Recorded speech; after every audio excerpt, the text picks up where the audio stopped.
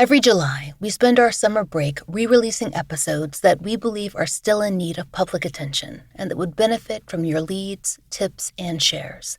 Please be sure to share these episodes and the social media campaigns that we'll be funding across our platforms. This episode contains discussion of drug use, crime scenes, and violence. Listener discretion is advised.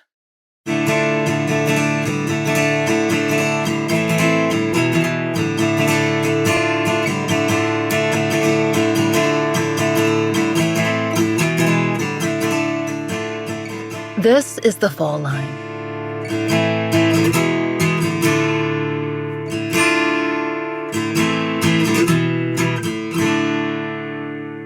Warner Robins, Georgia.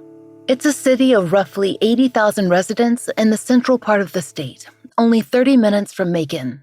Warner Robins has grown by a lot in the last 3 decades, doubled in fact based on census records. With an Air Force base located in the same county, Houston, Warner Robins' identity is in many ways tied to the presence of Robins Air Force Base, which is, per its own official website, the largest single-site industrial complex in Georgia. And Warner Robins' official city motto is, "Every day in Middle Georgia is Armed Forces Appreciation Day." Based on local real estate reports, the city is a popular destination for families looking for affordable housing in Middle Georgia. The military is the area's biggest employer, no surprise there, but there are also lots of jobs in healthcare, county government, industrial plants, and education. And while there are families that come and go, that's the nature of any military town or county, there are plenty who've been there for generations. That means that there should be people who remember, even decades later, bad things that happened in town. People who might be able to assist in closing a cold case. Though crime rates have risen roughly on par with the rest of Georgia's cities, there aren't many long-standing missing persons cases in Warner Robins. By Warner Robins Police Department's Sergeant Justin Clark's count, there are 3. A case from 2016 that another detective is working, and 2 that he has inherited. One case from 2009, and the oldest missing persons case in Warner Robins, the 1993 disappearance of Bula Mae Robertson. The facts of the case as reported by local news can't tell us much. Bula was last seen on October 5th of that year. Per WGXA-TV, one of the last official sightings of Bula Mae Robertson came in the early morning hours of October 5th around 1:30 a.m. That's when she stopped by a neighbor's house, looking for one of the residents. One of the residents, Erica Bell, told the station that Bula, whom she knew as Miss Bula, left after just a little while. Erica explained that she was a good, humble person, would go out of her way for you and everything. That's why we didn't understand what happened to her. Didn't know anything. It was like she just vanished. According to WGXA, Beulah's youngest daughter would come by the Bells' house later in the day, looking for her, but they couldn't offer any help. They weren't sure where she'd headed next. What came after were weeks of investigation that attempted to trace Beulah's steps. Who had she seen? Where could she have run to? Bula was just 37 years old when she disappeared. Police records describe her, at the time of her disappearance, as a black female who weighed approximately 110 pounds and stood at 5'4". They were able to gather that information from her driver's license. According to police records, a friend had taken Bula to get her hair done over in Perry, Georgia that day. Apparently, Bula had chatted with a stylist at length, and various people reported seeing her before and after her haircut and style, a clear time marker since she switched up her style significantly. Bula left the salon with what one witness described as hair, quote, shaved on the back and sides, with blonde streaks in the front. Unfortunately, there was no photographic evidence of this new style to go with the missing persons bulletin the department would later release. Beulah's oldest daughter, Makisha, whom we spoke to for this series, didn't see her mother after Bula got her hair done, so she was not able to give us a more specific description. But we know that her new hair would have been a distinguishing feature to anyone who saw Bula that day. She also had a gold lower lateral incisor. That's the tooth in position 23 on the dental chart, and it was visible when she smiled. That tooth might be another detail that anyone who saw her on October 4th or the early hours of October 5th might remember.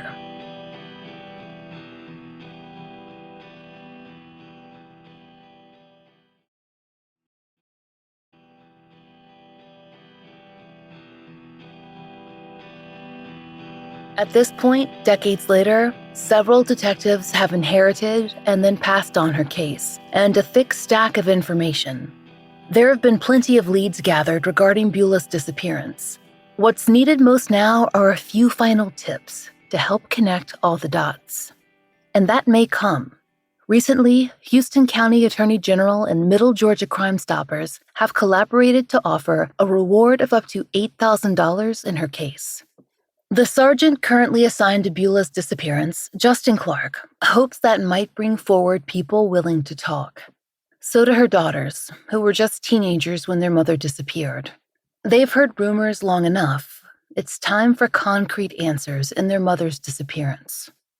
Bula was from Central Georgia, and her extended family stretched across Warner Robins and the surrounding areas, creating a strong network of relations. Her daughters were 15 and 19 in October of 1993. Makisha, her oldest child, spoke to us for this episode. She was a college student back then, and not living at home when her mother disappeared, but she was there often enough to reflect on the time around Bula's disappearance. And she was able to talk to us about her mother and their life when she was growing up. The towns Makisha talks about in the next section may sound familiar. Perry and Hawkinsville came up often in our coverage of the disappearance of Shikemia Pate, who was last seen in Unadilla, Georgia, in 1998. Warner Robins is about a 40-minute drive from Unadilla and only 20 to Perry. Brooke asked Makisha if she could tell us more about her mother's childhood, and she started by letting us know that Bula was the middle child. She was born in Perry, Georgia, but she grew up in a small town in Houston County called Grovania, Georgia. She had 7 sisters and 6 brothers, and most of the family stayed around in this area. We were just, a happy family. We stayed with my grandparents, her mom and dad. We went to Warner Robins, moved to Warner Robins a couple of times, moved back to Grovania, and the last time we moved to Warner Robins, that's when she went missing. Me and my sister. I have a sister. So tell me about Grovania. It's in the country, out per se. It's in the rural area, outside of Perry and Hawkinsville, and it's just a country town where everybody knew everybody. Our family, most of us all grew up there. Some of us still stay, there and not too far from there. So everybody knew everybody. It was just most of my family was there, stayed there in Grovania. We just enjoyed each other, loved to have a good time. So what's the age difference between you and your sister? 5 years. I would say we really hung out a lot when we got older. But like when we was kids, she played with her age group. I played with my age group. But when it was just me and her, when we moved to Warner Robins, just me and her, yeah, we played together. But when we stayed in Grovania, we was all cousins, so we all played with everybody. Everybody played with everybody because everybody around us was family. Well, I would love to get some more ideas of things your mom liked. What was she interested in? Any of her favorite things? I know she just liked to have a good time. She liked at parties. She liked family gatherings. She liked when the family got together because, like, every year, my granddad would barbecue a hog for the 4th of July, and our whole family and then some would always come, like, on holidays and all that. My mama was the cook of the family, so she would cook dinner for everybody. She would do meals for people like Thanksgiving. They were, hire her to do their meals and cake. She was a good baker. She was a good cooker. That was some of her passion. She loved to cook and bake. They would always hire her to do bake and cook for them and their families. I have 2 of her favorite recipes that she loves to make. She loved to make this ground beef casserole that I learned from her. And also, she loves to make, like, banana pudding from scratch. I love to do that. I love to bake also.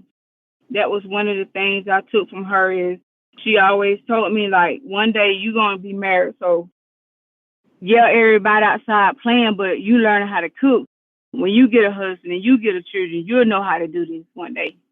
I'm glad that was some of the things that she made me do, because now, I have kids and I have a husband. And so it wasn't hard, nothing for me that I would have to hurry up and try to learn because I already knew how to do it.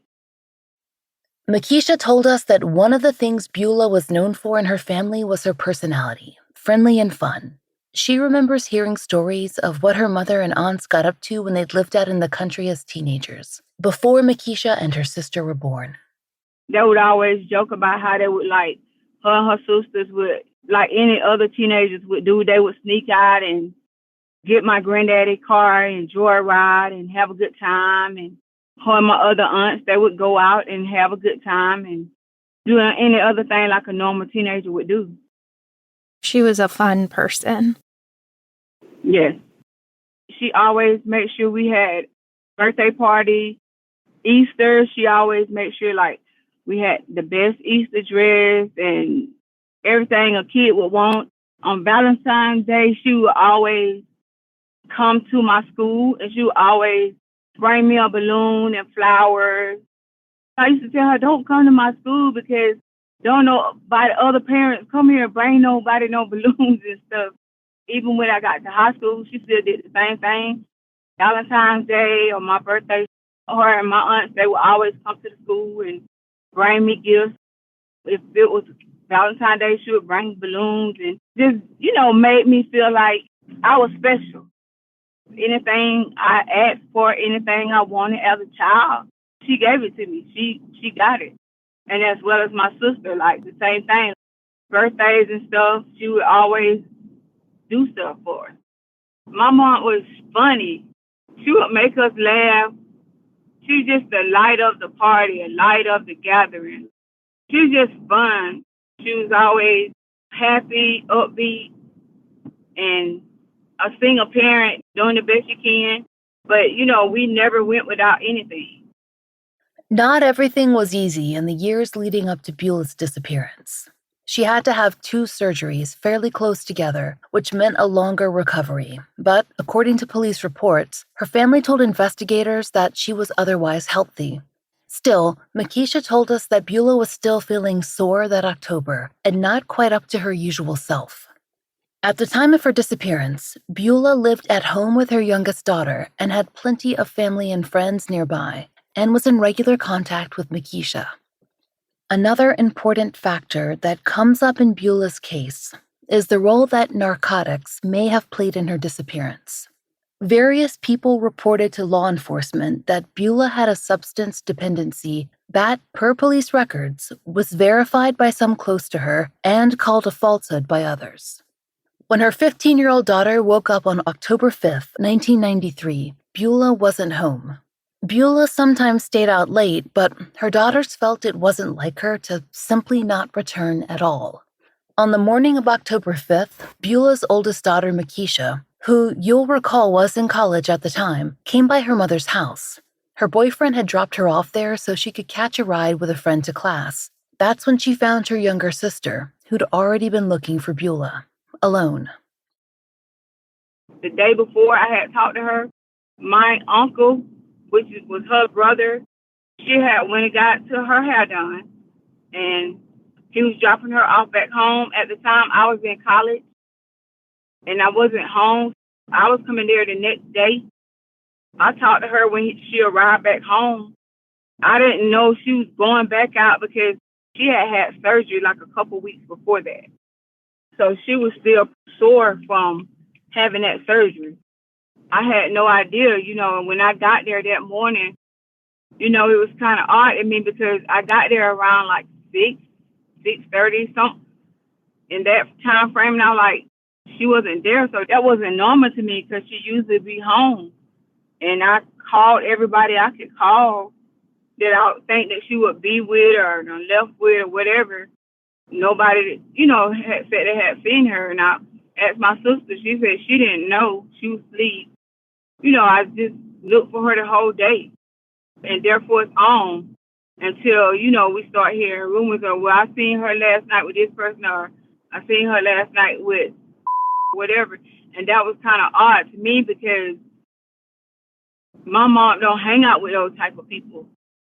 We looked and looked and looked, but that's what they said. Can you talk about how your family came together at the time? Well, when I told them, my family, all her brothers and sisters, went looking for her, went asking people about her. My sister was in school. I had to stop college, and we had to move back to Grovania to my grandparents' house because, I couldn't see about her and me trying to go to school. They rallied around us and see about us, but we never stopped looking. They went out and looked and asked people and searched, and all we knew to do.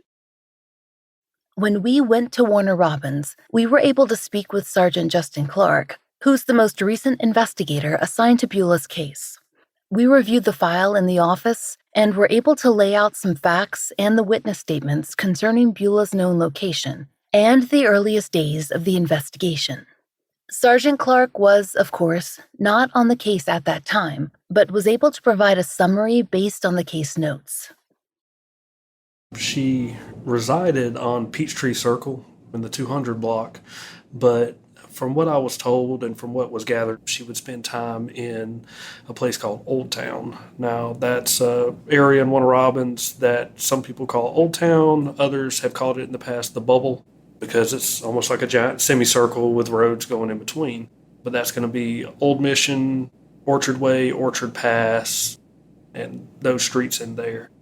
Was also told that she would frequent the Robbins Motel, which has now been torn down, but back then it was on First Street. First Street has now been renamed Armed Forces Boulevard, so depending on how long you've been in the area as to what name you know it by. Now, the area of First Street where the Robbins Motel was known as Jodytown, and that encompassed 1st, 2nd, 3rd Street. There's some housing authority back behind that area off of Martin Luther King, but it was known as Jodytown back then, and there was a pretty high amount of drug activity and crime and things like that.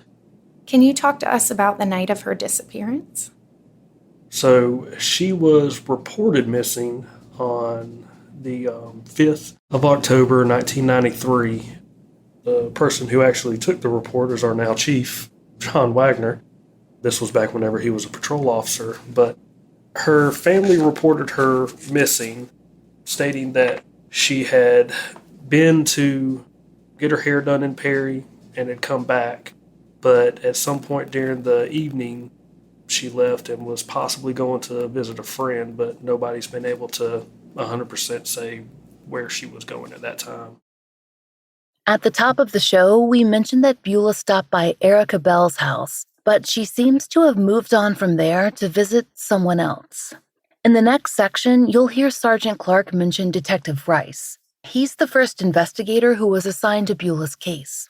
While Bula's family was conducting their own search in the days after her disappearance, the department was collecting information, then going to speak with people at various locations around town. Some people would report seeing Bula at numerous places, including walking on the street with a friend, at the aforementioned Robbins Motel, or in a car with several other people. The difficulty came in verifying any of these sightings. They continued well after the 5th, with some people even stating that they saw Bula alive and well close to 2 weeks after she disappeared. But that seems unlikely. There was no activity on her accounts and no direct contact with family. A check was cashed in Bula's name at a local grocery store, but there was no verification that Bula herself was the person to complete the transaction. This happened less than 2 weeks after her disappearance. What kind of information was circulating about Bula's disappearance right after she went missing? So the original detective got quite a few different leads and people calling in. Some people still saying, oh, well, I heard that Bula was on North Davis Drive last night, or I heard that she was walking down Ignaco last night, things like that, are also people saying that they had seen her. And pretty much, of course, all those were investigated, they were looked into, and it was either a case of mistaken identity or they just weren't able to substantiate anything on, her actually being seen. People were saying that she had been to the Robbins Motel and that she had been seen there. There was one caller, at least, that stated that she had been seen at the Robbins Motel and been seen getting into a green Mitsubishi Eclipse with 3 men. That lead was ran down. The 3 men were spoken to by Detective Rice, who was the original detective. And there was never anything to say that she had actually been with these men. They all denied seeing her, denied knowing her, or having anything to do with it. There's another important aspect to touch on: the reputation of some of the places where Bula was said to have been spotted. According to police records, in 1993, the Robbins Motel had a reputation for drug activity. To our knowledge, no one was able to 100% place Bula there on the night of her disappearance, but the simple association with the area is something that made Makisha wonder if her mother's case got less coverage. How did you feel about the media coverage of her case at the time? It was short. It was very short and vague. It wasn't even a good 20 seconds, good 10 seconds.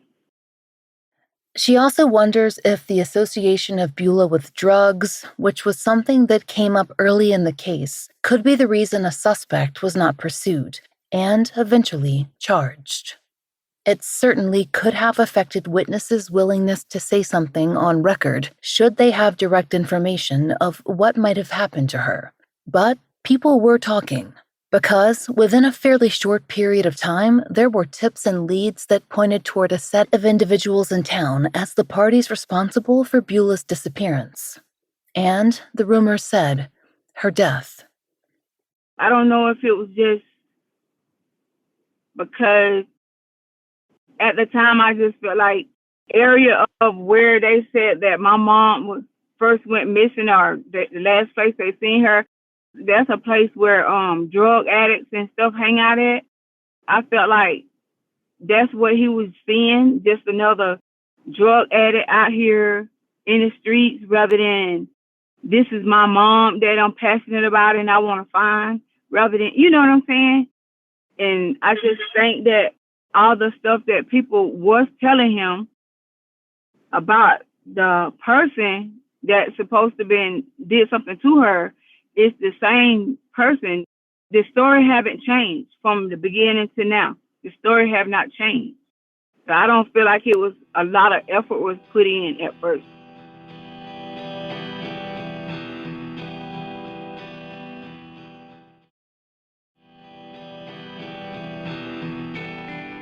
One thing we've learned over the past 5 years is that what feels like enough evidence to make an arrest and what a DA might sign off on for trial aren't always the same. What can feel like so much, people who say they've heard confessions, seen bodies, seen weapons, helped dispose of items from a scene, all that can feel like more than enough to build a case. And with the cases of the wrongfully convicted that we see in the news today, the evidence that they were charged and eventually found guilty on can seem much flimsier than what can seem obvious to a family in their open cold cases.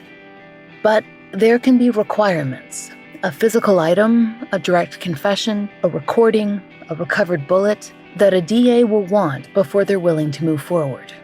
We aren't privy to the precise information that Warner Robbins needs to solve Bula Robertson's case, but we do know that her disappearance is treated as, quote, foul play suspected, and that they have developed, as Makisha mentioned, a steady person or persons of interest over the last decades.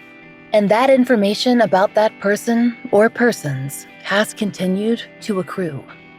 In terms of motive, there are several theories that have been offered up through the Warner Robbins rumor mill, with the primary focused on a debt owed by Bula to a suspect or suspects. But again, proof is what's needed. When we visited the station, we spoke with Sergeant Justin Clark about possible suspects in Bula's disappearance and what information the department needs to close her case. You told us that there was someone who was indicated as a person of interest in Bula's disappearance and possible murder. What can you tell us about that? So initially, there was one suspect that at some point in the investigation, this person's name came up by several different people. There was a lot of street talk and sources saying that this person possibly had something to do with Bula's disappearance and had possibly killed her. This person back then was in their late teens, early 20s. He stayed on this side of town where all this happened. He was a known figure in the criminal community at that point. He was very known by law enforcement. They had had quite a few dealings with him. He was rumored to sell a pretty fair amount of narcotics, drug distribution, and also had some violent crime history, even at that time. He was from South Houston and Pulaski County area and still had some family that stayed out there in that area as well. I know back in '93, this person would hang out a lot around the east side of town, over off of North Davis Drive, over in Old Town, places like that. He was known to sell narcotics and sell crack cocaine in these areas, had people that sold drugs for him as well, and had a lot of connection to people in Pulaski County. We're also told by information from back then and from more current information that we've gotten that the suspect possibly was bragging about what he did and possibly showing off certain aspects of the crime and things used in the crime. Of course, if that's the case and anybody has any kind of firsthand knowledge of that, that could be very groundbreaking for this case for somebody to call in about.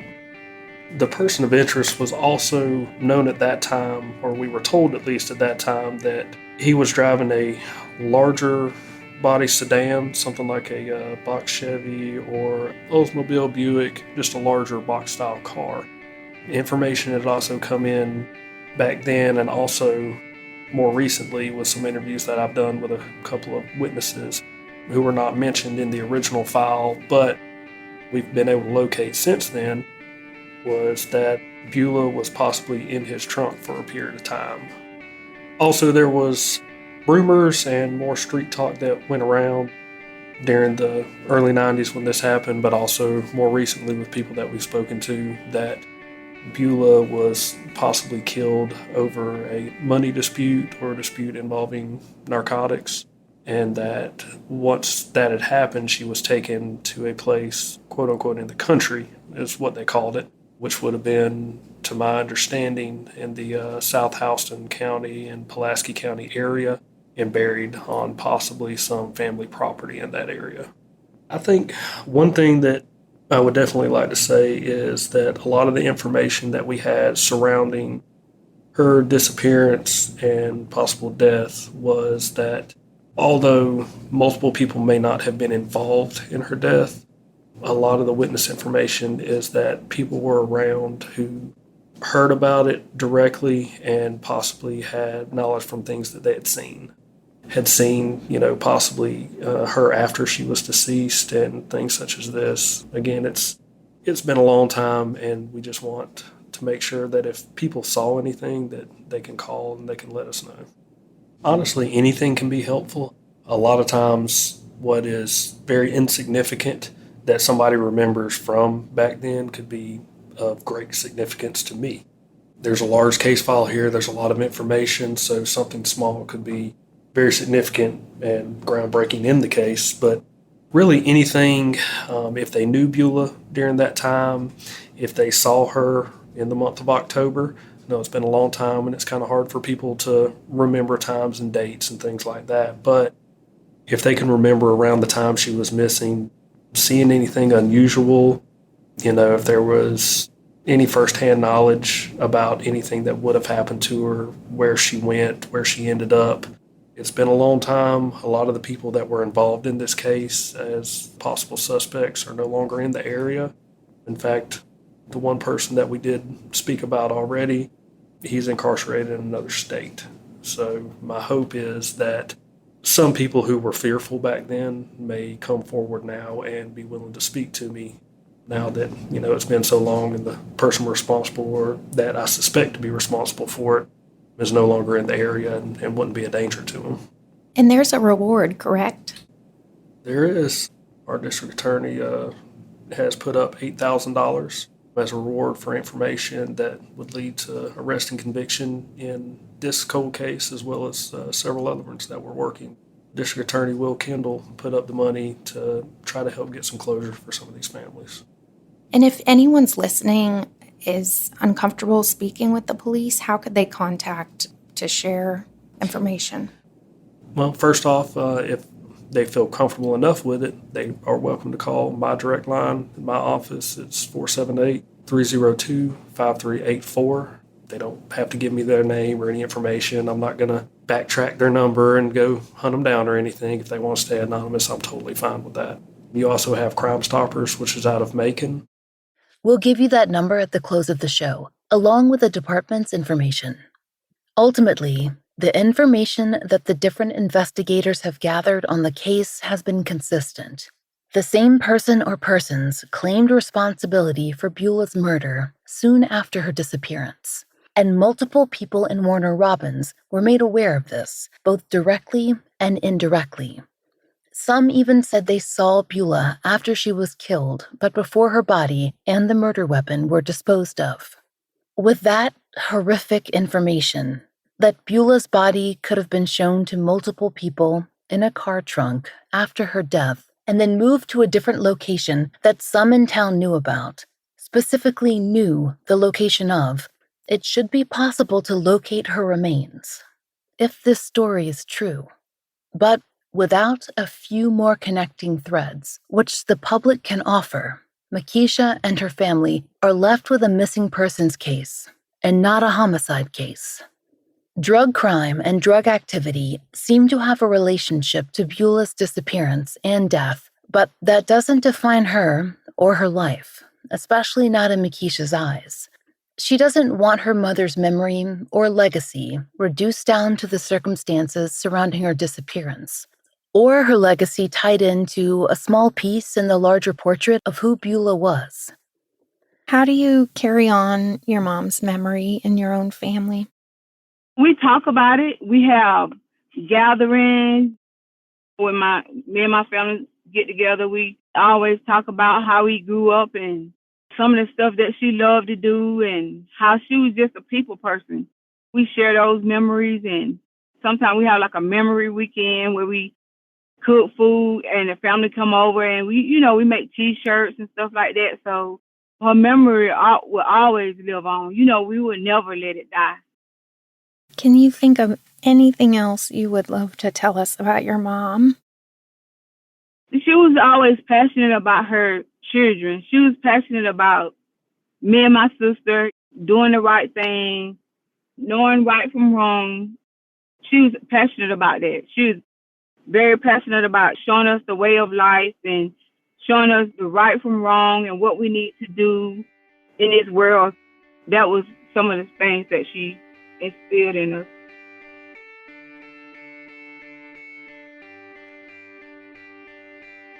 Please remember, Bula Mae Robertson's disappearance and probable murder are very, very solvable.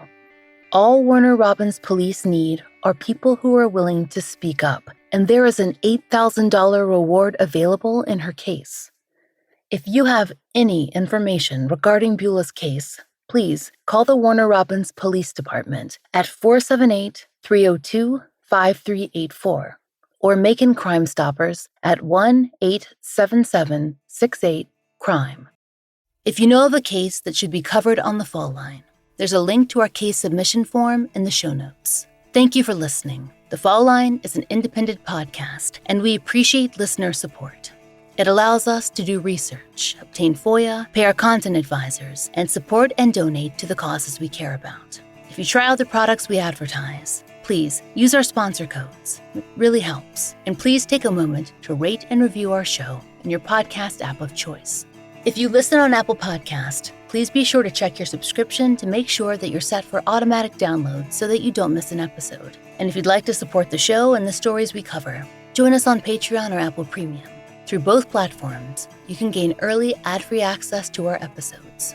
The Fall Line's Patreon and Apple Premium support our Family Therapy Fund and actively pay for therapy for families who've appeared on the show. My book, Lay Them to Rest, is out everywhere. Find out more through the link in our show notes. The Fall Line is written, hosted, and researched by Laurah Norton, with additional research assistance by Melissa Gold. Interviews by Brooke Hargrove. Produced, engineered, and scored by Maura Curry. Content advisement by Vic Kennedy and Brandy C. Williams. Special thanks to Liz Lipka.